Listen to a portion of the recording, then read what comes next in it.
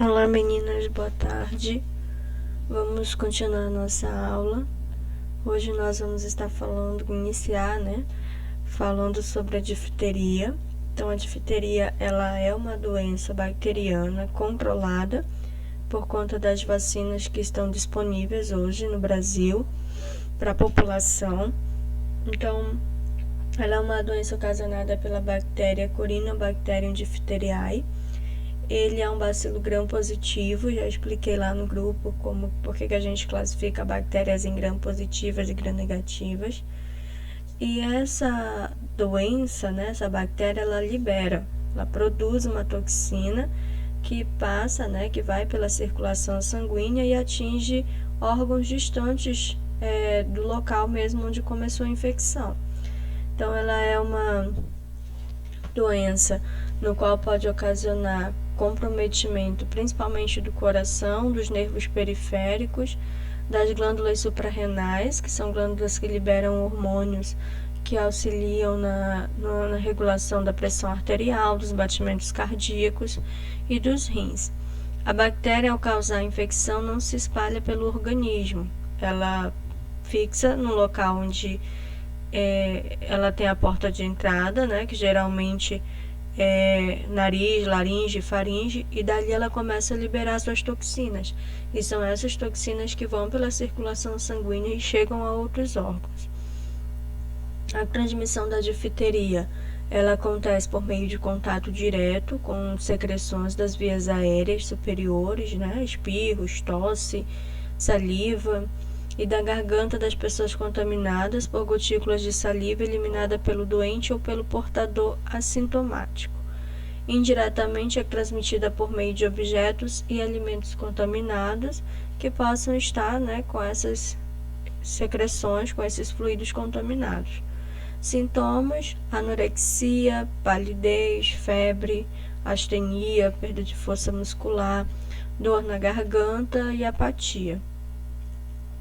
Pular essa assistência aqui e vamos para a profilaxia, que é a prevenção. Nós sabemos que a principal forma de prevenção vai ser através da vacinação, Hoje já é disponível no Brasil, por isso que a gente não tem há muitos anos casos de difteria registrados, porém é importante que a população ela mantenha suas vacinas em dias com as dosagens corretas.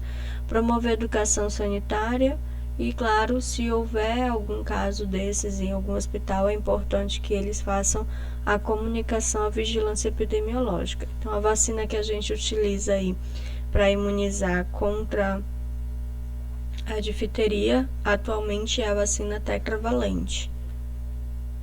Uma outra doença ocasionada por bactéria é o botulismo. O botulismo ele é uma doença bem controlada e rara no Brasil. Já temos aí, em 2018, já tinha 11 anos que não havia registro de nenhum caso de botulismo no Brasil. Porém, em 2008, em Brasília e em outros estados, surgiram alguns casos isolados quanto à contaminação com botulismo. Então, por isso que é considerada uma doença infecciosa bacteriana grave, porém bem controlada e rara, justamente porque faz muito, desde 2018, que aí já não temos mais nenhum caso. Os últimos foram realmente nesse ano, e quando apareceu já faziam 11 anos que não havia casos de botulismo no Brasil. Porém, ela é causada pelo Clostridium botulino. Da mesma forma que o tétano, e que a difteria, não é a bactéria em si que vai ocasionar a doença, são as toxinas da bactéria. Então, ele tem a porta de entrada, ele fica isolado em um órgão, a bactéria geralmente, nesse caso aqui, no intestino, mas dali a bactéria ela libera essas toxinas que vão para o sistema nervoso, para o cérebro, coração, pulmões, e assim vai ocasionando as doenças.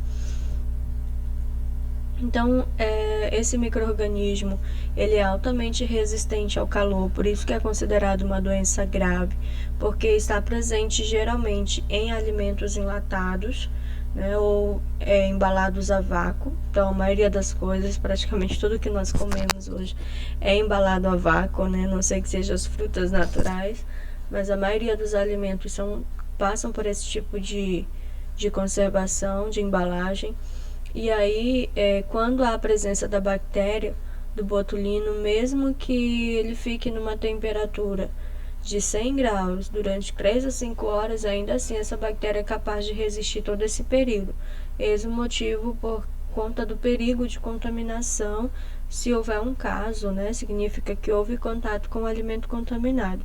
O interessante é que o primeiro registro que nós tivemos em 11 anos, em 2018, foi em Brasília, e o rapaz ele havia comido uns palmitos e um sanduíche de rua, então não teve como dizer ao certo qual foi o alimento que continha bactéria e que ocasionou a infecção desse rapaz, né? Então foi uma infecção grave na época, ele ficou bastante tempo na unidade de terapia intensiva, porque a toxina ela tem afinidade com as células do sistema nervoso, ocasionando graves alterações, tá? Então essa é a preocupação em relação ao botulismo. Então esses micro-organismos são largamente encontrados no solo, nas fezes de animais, nos alimentos embalados a vácuo e defumados e em alimentos condimentados, né? Então esses são os locais onde é mais possível encontrar bactéria. O tempo de desenvolvimento da doença, o período de incubação, né, o período que vai levar para a pessoa começar a ter os sintomas, é cerca de 18 a 24 horas após a ingestão. Os principais sintomas são paralisia, quando afeta o sistema nervoso, distúrbios visuais, disfagia, dificuldade para engolir, né, para conseguir deglutir, vômito, boca seca e garganta também ressecada, constipação intestinal, retenção urinária, porque aí significa que está atingindo outros órgãos importantes, né? Os rins, os pulmões, e por fim pode ocorrer a morte. Uma coisa interessante para estética é que a bactéria, né, no caso aqui, ó, a Clostridium botulinum, ela é uma bactéria que no mundo da estética e dos cosméticos é utilizada para amenizar os sinais de ruga facial, chamado de botox. Então a bactéria ela é trabalhada, né, modificada e aplicada em pequenas quantidades, não são em quantidades muito elevadas, tá? São em pequenas quantidades para amenizar as rugas. Então é a mesma bactéria que ocasiona a doença. No mundo da estética, ela foi modificada para diminuir as rugas, né? Trabalhar esse processo estético da beleza da mulher. Então, é uma coisa bem interessante. Ela é uma patologia, uma bactéria que causa patologias graves, mas, por outro lado, ela pode ajudar em alguns tratamentos estéticos, né? Tratamento, no caso do botulismo, consiste na manutenção das funções vitais e no uso do soro antibotulínico. Então, manter frequência cardíaca, frequência respiratória. Então, a gente controla bastante isso quando nós temos alguém infectado com essa bactéria.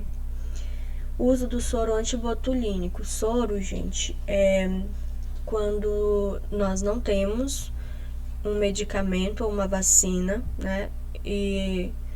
Ou então temos até a vacina, mas nós não temos, o próprio organismo ele precisa ter como se lutar sozinho. Então aqui no botulismo é uma doença no qual a gente não tem um antibiótico, que nem as outras doenças bacterianas, que a gente tem um antibiótico que vai lá, utiliza o antibiótico e trata, elimina a bactéria. Aqui não tem. Então a única forma de lidar com a doença é fazendo com que o próprio sistema imunológico consiga reverter. Para isso, ele precisa produzir anticorpos, né, pequenos soldados contra especificamente essa doença.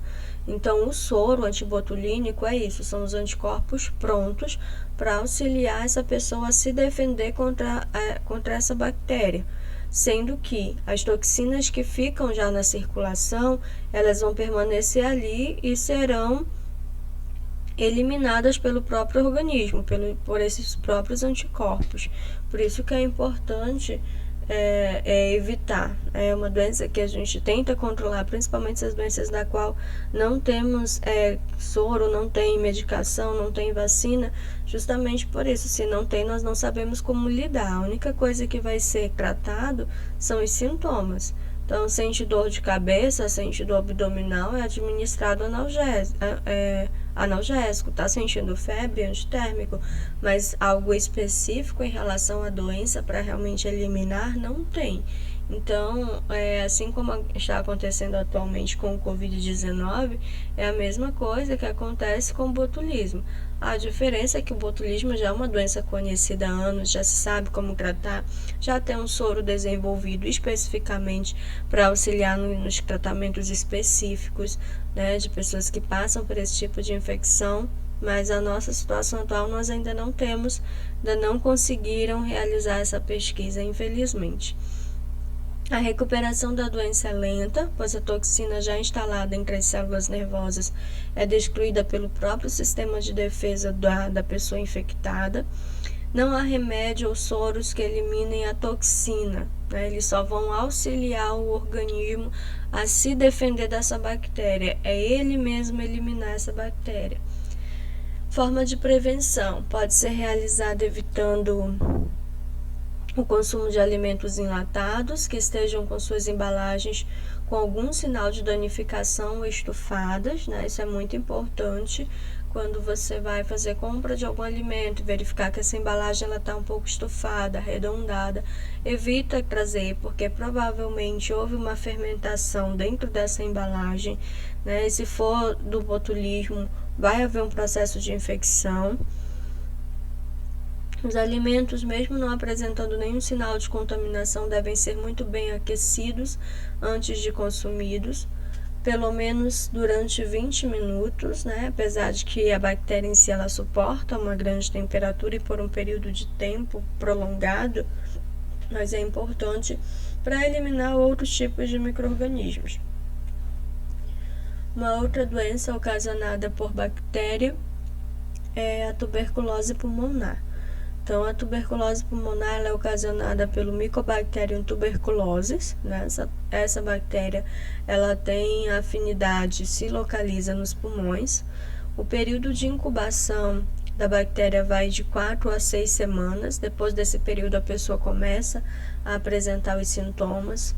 O perigo da tuberculose é justamente esse, né? Ela vai ocasionando, a bactéria ela vai formando cavitações no pulmão. Tá vendo como o pulmão ele é liso?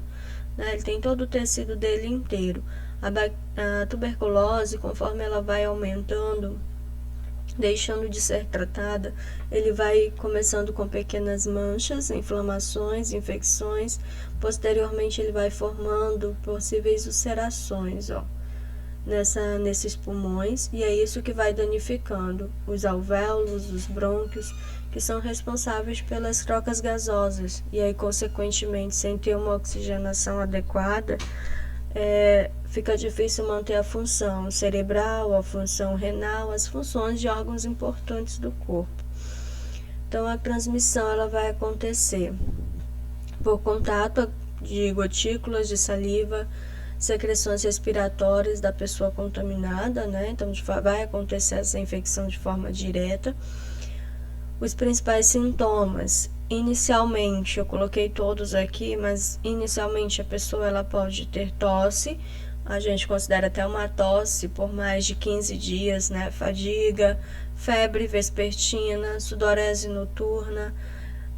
Em situações mais graves, conforme vai aumentando devido ao excesso de tosse, a pessoa ela pode ter também êmese, que é o vômito, e apresentar liberação de sangue pelas vias respiratórias, através da eliminação das secreções. Forma de prevenção: promover educação sanitária, vacinação da população com a vacina da BCG. Então, a vacina da BCG ela é própria para proteger as pessoas contra os tipos mais graves de tuberculose. Isolar os doentes que não iniciaram o tratamento, até porque a partir do momento que a pessoa com tuberculose ela começa a realizar o tratamento, automaticamente ela não vai mais estar transmitindo a doença. Mas, se não permanecer e não fizer o tratamento durante os 6 meses, que é um período prolongado, mas necessita ser realizado, né, consequentemente, ela vai estar transmitindo a doença para outras pessoas. Evitar aglomerações de pessoas em ambiente fechado. E, claro, deve ser comunicada a vigilância epidemiológica a respeito da infecção de pacientes, de registros de pacientes confirmados com tuberculose. E aqui tem alguns medicamentos antibióticos que são utilizados no tratamento da tuberculose. Então, na segunda-feira nós continuamos, vamos falar do sífilis, né, doença bacteriana. Então, vou deixar a atividade para vocês acompanharem a aula de hoje.